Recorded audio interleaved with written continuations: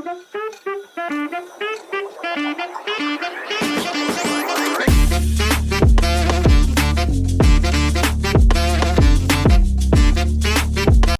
Students, welcome और welcome back to my channel maths expert, जहां हम पढ़ेंगे मैथ्स एकदम इजी और सिंपल वे में और जहां आपके कॉन्सेप्ट्स होंगे एकदम क्रिस्टल क्लियर। सो आज हम एक नया चैप्टर पढ़ना चाह रहे हैं, दैट इज़ चैप्टर नंबर 3 आपकी एनसीईआरटी का मैट्रिसेस, जिसमें हम सबसे पहले आज कॉन्सेप्ट्स पढ़ेंगे एक्सरसाइज 3.1 के, एंड देन उसके बाद एक्सरसाइज को स्टार्ट करेंगे। सो हम इसके कॉन्सेप्ट से शुरू करते हैं। What actually is a matrix? So a matrix is an ordered rectangular array of numbers or functions. The numbers or functions are called the elements or entries of the matrix. सो यहाँ पे एक matrix है, matrix A. Her matrix को सबसे पहले एक capital letter से denote करते हैं और इसके अंदर जो नंबर्स हैं -2, 5, 0, ये सारे इनको एलिमेंट्स बोलते हैं या एंट्रीज बोलते हैं मैट्रिक्स की। और मैट्रिक्स हमेशा एक स्क्वायर ब्रैकेट्स में डिनोट होता है। So it can B of any type. Matrix के अंदर जो एंट्रीज होती हैं वो किसी भी टाइप की हो सकती हैं। It can be any integer, fraction और any complex number as well. और यहाँ पे ऑल्सो फंक्शन भी हो सकते हैं, जैसे ट्रिग्नोमेट्रिक फंक्शंस यहाँ पे यूज़ किए हुए हैं। सो अब हम पढ़ने वाले हैं ऑर्डर ऑफ अ मैट्रिक्स क्या होता है। Okay, so a matrix having m rows and n columns is called a matrix of order m cross n। So यहाँ पे हमारे को एक मैट्रिक्स दिया हुआ है जिसका ऑर्डर 3 क्रॉस 3 है। तो 3 क्रॉस 3 मैट्रिक्स का मतलब क्या है? इट मीन्स ये जो 3 है ये नंबर डिनोट करता है यहाँ पे नंबर ऑफ रोज, एंड ये 3 डिनोट करता है number of columns. So rows क्या होती है? Horizontal rows and vertical columns. तो यहाँ पे कितनी हॉरिजॉन्टल रोज हैं? 1, 2, 3 एंड कॉलम्स भी हैं 1, 2, 3। और अब इसमें एलिमेंट्स कैसे डिनोट करते हैं? A11, यानी कि फर्स्ट रो का फर्स्ट कॉलम का first element. So this is denoted by A11 and इसको बोलते हैं A22, A33। जो ये एलिमेंट्स है A11, A22, A33, these are the diagonal elements of the matrix. So अब हम पढ़ने वाले हैं what are types of matrices. So there are 9 types of matrices जो आज हम पढ़ने वाले हैं। So the first matrix is a column matrix. Column matrix क्या होता है? जिसकी एक कॉलम होता है, जिस मैट्रिक्स में एक कॉलम होता है उसको कॉलम मैट्रिक्स कहते हैं। तो आप यहाँ पे अगर देखोगे ध्यान से तो इसमें 4 रोज हैं और एक ही कॉलम है। सो इट इज़ कॉलम मैट्रिक्स क्योंकि इसमें एक ही कॉलम है एंड इसका ऑर्डर क्या है? 4 cross 1। So it is a matrix, column matrix. अब हम दूसरा मैट्रिक्स पढ़ेंगे, अ रो मैट्रिक्स। रो मैट्रिक्स क्या होता है? वो मैट्रिक्स जिसमें सिर्फ एक रो हो। अब इसमें आप ध्यान से देखोगे, so there is only 1 row in this and 4 columns. So 1 cross 4 इसका ऑर्डर होगा। अब हम नेक्स्ट मैट्रिक्स की तरफ जा रहे हैं। नेक्स्ट मैट्रिक्स कौन सा है? Square matrix. So square matrix क्या होते हैं? जिसमें नंबर ऑफ रोज और नंबर ऑफ कॉलम्स इक्वल होते हैं, उसको स्क्वायर मैट्रिक्स बोलते हैं। जैसे ये एक स्क्वायर मैट्रिक्स है, मैट्रिक्स ए। ठीक है, यहाँ पे अगर आप देखोगे तो इसके एलिमेंट्स में अगर आप देखोगे नंबर ऑफ रोज भी है 3 एंड नंबर ऑफ कॉलम्स भी हैं 3। सो it is a square matrix. अब इसका ऑर्डर कुछ भी हो सकता है, 3 cross 3, 4 cross 4, 1 cross 1, 2 cross 2 matrix, किसी भी तरह का। अब this is a square matrix of order 3। Okay, now next matrix है डायगोनल मैट्रिक्स। डायगोनल मैट्रिक्स क्या होता है? जिसमें ये जो डायगोनल एलिमेंट्स होते हैं वो कुछ भी हो सकते हैं एंड नॉन डायगोनल एलिमेंट्स, यानी कि जैसे कि ये और ये, वो 0 होने चाहिए। बाकी नॉन डायगोनल एलिमेंट्स जिसमें 0 होंगे एंड डायगोनल एलिमेंट्स कुछ भी हो सकते हैं, that is called a diagonal matrix. And diagonal matrix is also a square matrix जिसका रोज और कॉलम्स सेम होंगी। ओके, सो अगर इस बी मैट्रिक्स को ध्यान से देखा जाए तो इसमें जो A11 एलिमेंट है और A22 एलिमेंट है वो कोई भी हो सकता है, कोई भी नंबर हो सकता है। बाकी जो नॉन डायगोनल एलिमेंट्स है A12 और A21 वो 0 होने चाहिए। जैसे यहाँ पे भी बाकी नॉन डायगोनल एलिमेंट्स 0 होंगे और डायगोनल एलिमेंट्स कुछ भी हो सकते हैं। So this is a diagonal matrix. अब हम नेक्स्ट मैट्रिक्स की तरफ चलते हैं। Next matrix is a scalar matrix. Scalar matrix क्या होता है? It is basically similar to diagonal matrix. अब स्केलर मैट्रिक्स और डायगोनल मैट्रिक्स में सिर्फ ये फ़र्क है, इसमें ये भी एक स्क्वायर मैट्रिक्स होता है और इसमें जो एलिमेंट्स डायगोनल एलिमेंट्स होते हैं वो सेम होते हैं। यहाँ पे डायगोनल एलिमेंट्स अलग थे, यहाँ पे डायगोनल एलिमेंट्स जो होंगे वो सेम होंगे, कोई कांस्टेंट होंगे। और नॉन डायगोनल एलिमेंट्स इसमें भी ज़ीरो होते हैं, जैसे यहाँ पे भी नॉन डायगोनल एलिमेंट ज़ीरो हैं, बाकी जो डायगोनल एलिमेंट्स हैं वो सेम है, जैसे कि यहाँ पे है √3 and it is also a square matrix. अब नेक्स्ट मैट्रिक्स की तरफ जाते हैं, आइडेंटिटी मैट्रिक्स। ये डिनोट होता है आई से, ये आगे भी बहुत हम पढ़ेंगे, बहुत यूज़ होगा, इसको आई से डिनोट करते हैं। अब जैसे यहाँ पे मैंने आपको एग्जाम्पल दिए हुए हैं 3 मैट्रिक्स के। ये एक आइडेंटिटी मैट्रिक्स है जिसका ऑर्डर है 1 क्रॉस 1, ये एक आइडेंटिटी मैट्रिक्स है जिसका ऑर्डर है 2 क्रॉस 2, और ये एक आइडेंटिटी मैट्रिक्स है जिसका ऑर्डर है 3 क्रॉस 3। सो इसमें भी जो डायगोनल एलिमेंट्स हैं अगर वो 1 होंगे, हर बार आपके डायगोनल एलिमेंट्स 1 होने चाहिए एंड नॉन डायगोनल एलिमेंट्स जो हैं वो 0 होने चाहिए। यहाँ पे भी आप देखोगे तो सारे डायगोनल एलिमेंट्स 1 हैं, नॉन डायगोनल एलिमेंट्स 0 हैं। अब लास्ट हम चलते हैं नेक्स्ट मैट्रिक्स की तरफ, 7th मैट्रिक्स जो कि है ज़ीरो मैट्रिक्स। अब ज़ीरो मैट्रिक्स नेम से ही सजेस्ट हो रहा है कि इसके सारे एलिमेंट्स जो होते हैं वो 0 होंगे। यहाँ पे भी आप देखोगे all elements of this matrix are 0। ये 2 क्रॉस 2 है, ये 3 क्रॉस 3 मैट्रिक्स है। अब हम नेक्स्ट मैट्रिक्स की तरफ चलते हैं। Next matrix is lower triangular matrix. अब ये मैट्रिक्स क्या होता है, ये भी एक स्क्वायर मैट्रिक्स होता है। जैसे यहाँ पे 3 क्रॉस 3 है, इसमें आप देखोगे तो एक लोअर लेवल पे नीचे एक ट्राइंगल बनेगा, तो ट्राइंगल बनेगा। अब ये क्या सजेस्ट कर रहा है कि यहाँ पे ये वाले जो भी एलिमेंट्स हैं डायगोनल एलिमेंट्स एंड उसके नीचे वाले एलिमेंट्स जो भी होंगे वो एक नंबर होने चाहिए, वो 0 नहीं होने चाहिए, एंड जो ऊपर वाले एलिमेंट्स हैं वो सारे 0 होने चाहिए। सो this is a lower triangular matrix. अब उसी का उल्टा होता है अपर ट्राइंगुलर मैट्रिक्स, जिसमें हम देखेंगे ऊपर की तरफ एक ट्राइंगल बनेगा जिसमें डायगोनल एलिमेंट्स भी कोई नंबर होना चाहिए एंड ऊपर के जो एलिमेंट्स हैं वो भी कुछ नंबर होने चाहिए, एंड जो उसके नीचे वाले जो एलिमेंट्स हैं वो सारे होंगे 0। ये भी एक स्क्वायर मैट्रिक्स होता है। सो बच्चों, this is the types of matrix. अब हम शुरू करने जा रहे हैं एक्सरसाइज 3.1, तो शुरू करते हैं। ओके, सो चलो स्टूडेंट्स, अब स्टार्ट करते हैं हम exercise 3.1। So first question exercise 3.1 का जो है, it is in the matrix A equals to, ये एक मैट्रिक्स हमको दिया हुआ है, इसमें अब हमें इसका ऑर्डर लिखना है। दूसरे पार्ट में हमें इसके नंबर ऑफ़ एलिमेंट्स बताने हैं और हमें बताने हैं कि कौन कौन से एलिमेंट्स होंगे A13 पे, A21 पे, A33 पे, A24 पे और A23 पे। सो ये मैट्रिक्स मैंने यहाँ पे लिख लिया है।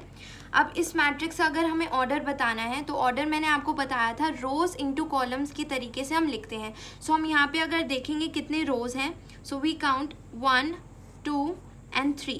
सो यहाँ पे हमारे पास 3 रोज़ हैं एंड कॉलम्स की बात करें तो 1 2 3 4। सो इसका ऑर्डर क्या होगा, 3 क्रॉस 4। ओके, सो ये फर्स्ट पार्ट हो गया। अब दूसरी पार्ट की बात करें, हमें नंबर ऑफ़ एलिमेंट्स बतानी है। इसमें नंबर ऑफ़ एलिमेंट्स कैसे निकाले हमने, वो हम काउंट करके निकालेंगे। 1 2 3 4 5 6 7 8 9 10 11 12। सो काउंट किया हमने तो हमारे पास 12 एलिमेंट्स आए। ओके, सो एक तरीका भी होता है नंबर ऑफ़ एलिमेंट्स को निकालने का। It is basically equal to, अगर आप जो हमारा ऑर्डर है उसको आप मल्टीप्लाई कर दो तो भी हमारे पास 12 ही आता है। सो इसको अगर कोई बड़ा मैट्रिक्स हो, अगर हमें काउंट ना करना हो तो हम ऐसे भी निकाल सकते हैं। अब हम चलते हैं एलिमेंट्स लिखने पे। सो पहला एलिमेंट जो हमें लिखना है A13 का क्या मतलब है, वो एलिमेंट जो फर्स्ट रो और थर्ड नंबर के कॉलम पर हो। सो फर्स्ट रो में थर्ड नंबर के कॉलम पर जो नंबर है वो है 19। सो दिस इज़ 19। अब A21 की बात करें, सो सेकेंड रो में फर्स्ट एलिमेंट जो है वो है 35। सो 35। A33 की बात करें, so it is third row में थर्ड एलिमेंट जो है वो है -5। सो -5। अब A24 की बात करें, ऐसे ही A24 होगा और ऐसे ही A23। Okay, now next second question की बात करें। सेकेंड क्वेश्चन में हमें दिया हुआ है कि अगर एक मैट्रिक्स है जिसमें 24 एलिमेंट्स हैं, what are the possible orders it can have, what if it has 13 elements. तो हमें इसमें दिया हुआ है कि नंबर ऑफ़ एलिमेंट्स जो है वो 24 दिए हुए हैं। हमें बताना है कि 24 एलिमेंट्स में कितने ऑर्डर्स पॉसिबल होंगे, क्या क्या ऑर्डर से एक मैट्रिक्स बन सकता है, और क्या होगा अगर हमारे पास 13 एलिमेंट्स होंगे तो। सो अगर हमें ये निकालना है तो मैंने आपको अभी ऊपर बताया था, अगर नंबर ऑफ़ एलिमेंट्स हैं उससे ऑर्डर कैसे बनाना है, ऊपर मल्टीप्लाई करके। सो हम मल्टीप्लाई करेंगे, 6 4 ज़ा 24 होता है, 4 6 हो सकता है, 12 2 हो सकता है, 2 12 हो सकता है, 24 1 हो सकता है, एंड 1 24। सो जिस भी तरीके से जैसे भी जितने भी हमारे पास फैक्टर्स बनते हैं तो वही अगर हम लिख देंगे तो वही हमारे पास नंबर ऑफ ऑर्डर्स पॉसिबल आ जाएंगे। अब इनको काउंट करेंगे तो हमारे पास 8 ऑर्डर्स होते हैं। So hence 8 orders are possible. Now third question की अगर हम बात करें तो थर्ड क्वेश्चन क्या है, अगर एक मैट्रिक्स में 18 एलिमेंट्स हैं, what are the possible orders it can have and what if it has 5 elements. ठीक है, तो अब हमें इसमें भी ऐसे ही दिया हुआ है कि नंबर ऑफ़ एलिमेंट्स जो है हमारे पास 18 दिए हुए हैं, तो इसमें भी हम ऐसे ही करेंगे, कितने ऑर्डर्स पॉसिबल हैं तो मल्टीप्लाई करके जितने भी फैक्टर्स बनेंगे वैसे हम करेंगे तो हमारे पास आंसर आ जाएगा। अब अगर हमें बोला है कि what if it has 5 elements, तो 5 एलिमेंट्स की बात करें तो उसका भी हम ऐसे ही करेंगे। 5 एलिमेंट्स के केस में हमारे पास क्या होगा, 5 × 1 हो सकता है, 5 × 1 हो सकता है, 1 × 5 हो सकता है। ठीक है, तो यही दो हैं जो इसमें पॉसिबल हैं। ओके, सो अब हम नेक्स्ट क्वेश्चन पे चलते हैं। Question number 4। क्वेश्चन नंबर 4 क्या कह रहा है कि हमें एक 2 × 2 मैट्रिक्स बनाना है जिसमें A equals to Aij whose elements are given by this। सो हमें एक मैट्रिक्स बनाना है 2 × 2 जिसमें एलिमेंट्स हमारे को इस तरह से सॉल्व करने हैं। आई होप आपको क्वेश्चंस दिख रहे हो। ओके, सो हमारा इसका फर्स्ट पार्ट क्या है, फर्स्ट पार्ट है हमें एक मैट्रिक्स बनाना है जिसका हमारे पास ऐसे ये दिया हो। सो हम बेसिकली अब हम इसमें हिट एंड ट्रायल करेंगे, आई की और जे की वैल्यूज़ पुट कर करके एलिमेंट्स को निकालेंगे। जैसे हमें एलिमेंट्स पता है, पहला एलिमेंट क्या होता है, A11। तो A11 का मतलब है आई की जगह हम 1 रखेंगे, जे की जगह भी हम 1 रखेंगे। सो 1 + 1 = 2 एंड 2 का square is 4। So 4/2 is what, 2। तो पहला एलिमेंट हमारे पास आ गया 2। ऐसे ही A12 निकालेंगे।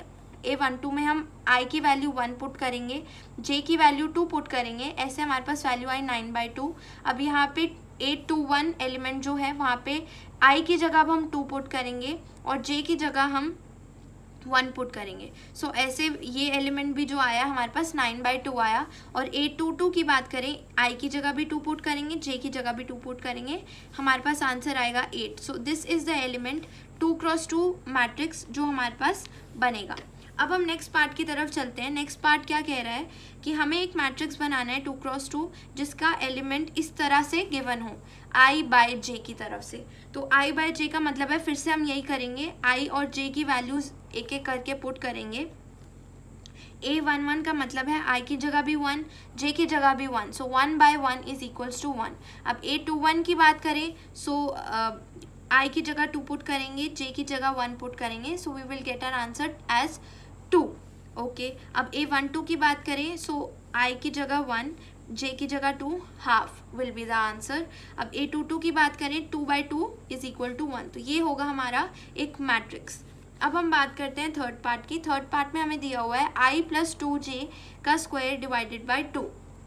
यहाँ पे भी वही सेम काम करेंगे, आई की जगह 1 पुट करेंगे, जे की जगह भी 1 पुट करेंगे, इक्वेशंस को सॉल्व करेंगे और हमारे पास फिर से एक मैट्रिक्स बनेगा 2 × 2 का, जो कि होगा ये। You can tally your answers यहाँ से, बट आई सजेस्ट यू कि आप साथ साथ खुद भी ट्राई करते रहें और खुद सॉल्व करें। यहाँ पे आप सिर्फ क्वेश्चंस को समझें एंड खुद भी सॉल्व करें, क्योंकि maths is all about practice. Now we come on to the 5th question, जो कि है कि हमें एक 3 × 4 मैट्रिक्स बनाना है जिसके elements are given by this. अब अगेन एक और हमारे पास सेम वही क्वेश्चन आया है, जो कि ऐसे। अब 3 × 4 मैट्रिक्स को हम रिप्रेजेंट किस तरह से करेंगे, इस तरह से, जिसमें ये है सारे रोज़ एंड ये है सारी कॉलम्स। और अब हम आपको समझ आ गया होगा कि कैसे हम एक एलिमेंट को रिप्रेजेंट करते हैं। जैसे हम इसकी बात करें A23 की, A23 का मतलब है second row and third column का एलिमेंट, दैट इज़ A23।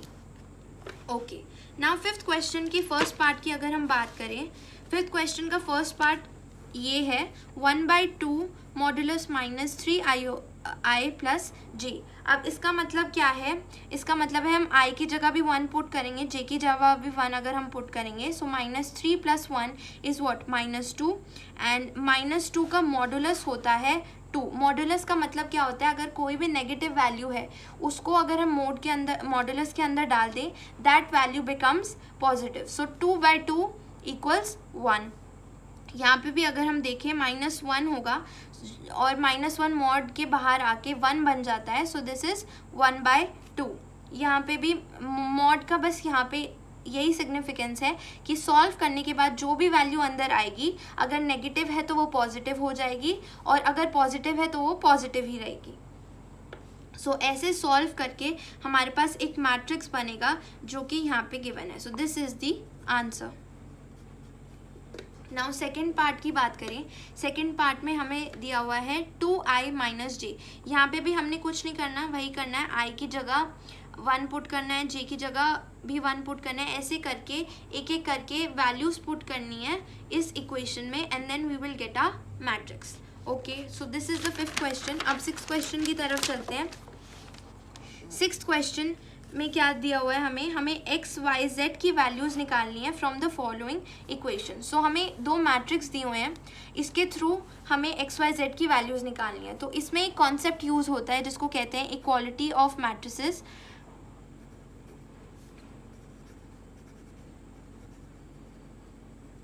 इसमें क्या होता है, इसमें ये होता है कि जैसे हमारा ये एक एलिमेंट है A11 और इस वाले मैट्रिक्स का भी एक एलिमेंट है A11, तो इसका मतलब है कॉरस्पॉन्डिंग एलिमेंट्स के जो वैल्यूज़ हैं वो सेम होगी। यहाँ पे जो वैल्यू है, अगर ये दोनों मैट्रिक्स इक्वल हैं, हमें दिया हुआ है ना कि ये मैट्रिक्स इक्वल है, तो यहाँ पे जो वैल्यू है वही वैल्यू यहाँ पे होगी। So this is what equality of matrices states. तो यहाँ पे अगर 4 है तो y should also be equal to 4। ऐसे ही कॉरस्पॉन्डिंग वैल्यूज़ इक्वल होती हैं। जैसे यहाँ पे 3 है तो यहाँ पे z की वैल्यू जो होगी वो 3 होगी। सो कॉरस्पॉन्डिंग एलिमेंट्स जो होते हैं मैट्रिक्स के वो इक्वल होंगे। So 2 matrices are equal only when their order is same. अब इसका एक और चीज़ भी होती है कि 2 मैट्रिसेस को इक्वल होने के लिए ऑर्डर भी सेम होना चाहिए। जैसे यहाँ पे बात करें, this is also a 2x2 matrix and this is also a 2x2 matrix. So यहाँ से हमारे पास वैल्यू आ गई y = 4, z = 3 एंड x = 1। अब दूसरे की बात करें, दूसरे 2 मैट्रिक्स हमारे को दिए हुए हैं, यहाँ पे भी दोनों मैट्रिक्स इक्वल दिए हुए हैं, तो यहाँ का जो A11 है वो यहाँ के A11 के बराबर होना चाहिए। So we get an equation x + y = 6 and यहाँ से भी एक इक्वेशन हमें मिलेगी 5 + z = 5 एंड यहाँ से भी एक इक्वेशन बनेगी xy = 8। इसको सॉल्व करेंगे तो y की एक वैल्यू आएगी 6 - x और यहाँ पर अगर हम देखेंगे तो z की वैल्यू हमारे को यहाँ से 0 आ जाएगी। ओके, सो यहाँ पे अगर हमने xy = 8 में जो हमने यहाँ से y की वैल्यू निकाली है उसको पुट करेंगे, so we will get a quadratic equation. इस क्वाड्रेटिक इक्वेशन को अब हम सॉल्व कैसे करेंगे, इस क्वाड्रेटिक इक्वेशन को हम सॉल्व करेंगे अगर जब x = 2 है तो हमारे पास y की वैल्यू 4 आएगी एंड z की वैल्यू तो 0 ही रहेगी। सो हमारे पास अलग अलग वैल्यूज़ आ रही हैं। अब यहाँ पे क्योंकि हमने इस क्वाड्रेटिक इक्वेशन को जब सॉल्व किया था हमारे पास आया था x - 4 एंड 2 - x, तो यहाँ से एक वैल्यू आएगी 2 एंड यहाँ से एक वैल्यू आएगी 4। सो हमने दोनों वैल्यूज़ पुट करके देखी, दोनों वैल्यूज़ अगर हमने पुट करेंगे तो यहाँ पे एक बार x = 2 करेंगे तो हमारे पास y की वैल्यू ये आएगी, x = 4 करेंगे तो y की वैल्यू ये आएगी। ओके, सो हमारे पास x, y, z की वैल्यूज़ यहाँ पर आ चुकी हैं। अब थर्ड पार्ट की बात करें, थर्ड पार्ट में भी हमारे को ये एक मैट्रिक्स अगर आपको दिख रहा हो, this is a column matrix क्योंकि इसमें एक ही कॉलम है। सो यहाँ पे भी हमारे पास 3 इक्वेशंस बनेंगी, x + y + z = 9, x + z = 5 and y + z = 7। सो इन इक्वेशंस को जब हम सॉल्व करेंगे, जैसे कि यहाँ पर हमने सबसे पहले क्या किया, यहाँ पर हमने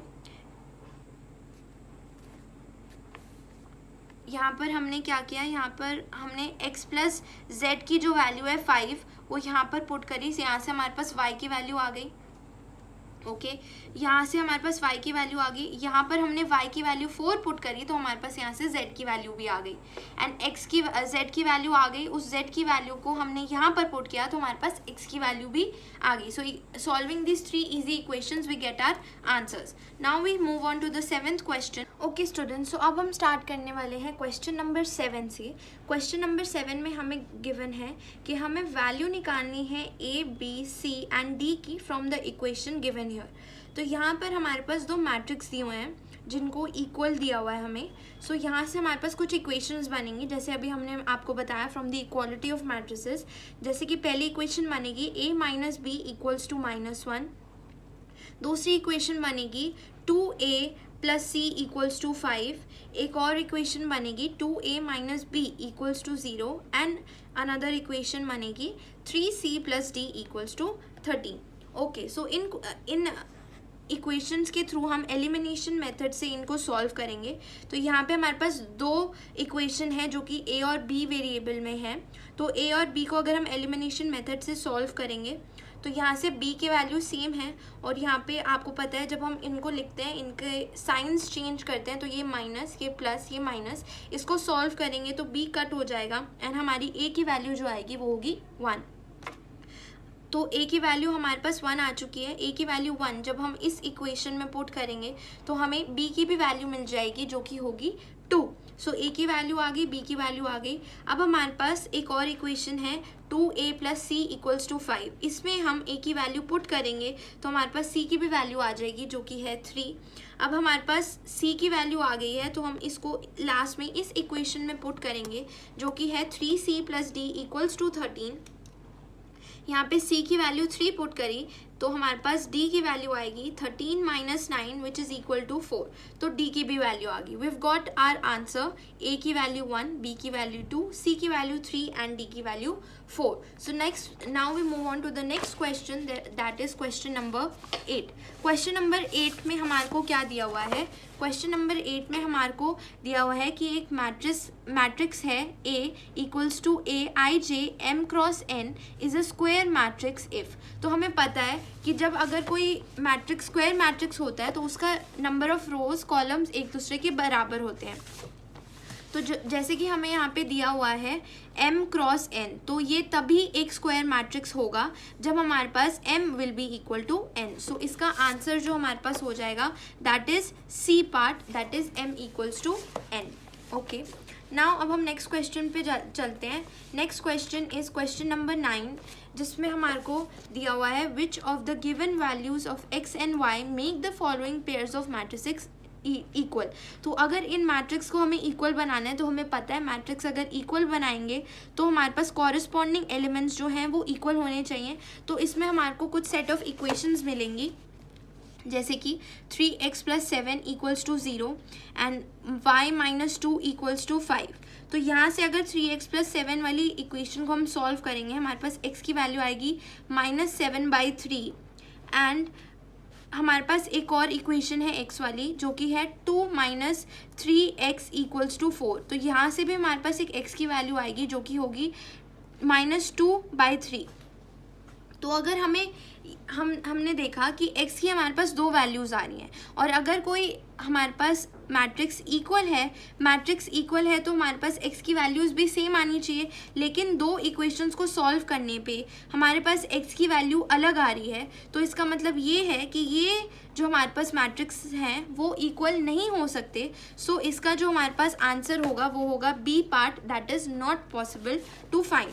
अब हमारे पास हम चलते हैं नेक्स्ट क्वेश्चन पे, question number 10, last question of this exercise.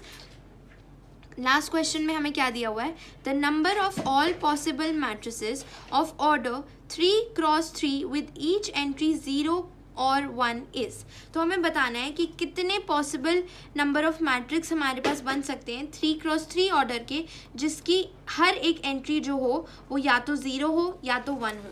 तो इसको सॉल्व करने का तरीका क्या होता है? हमें पता है हमें ऑर्डर दिया हुआ है 3x3, तो उसमें नंबर ऑफ़ एलिमेंट्स क्या होंगे? नंबर ऑफ़ एलिमेंट्स होंगे 3 × 3 दैट इज़ 9। अब हमें बताना है कि कितने ऐसे मैट्रिसेस बन सकते हैं। तो उसके लिए हम क्या करते हैं, जो हमारे पास नंबर ऑफ एलिमेंट्स आए हैं, अगर हम उसको 2 की पावर में भेज दें तो हमारे पास आंसर आता है 512।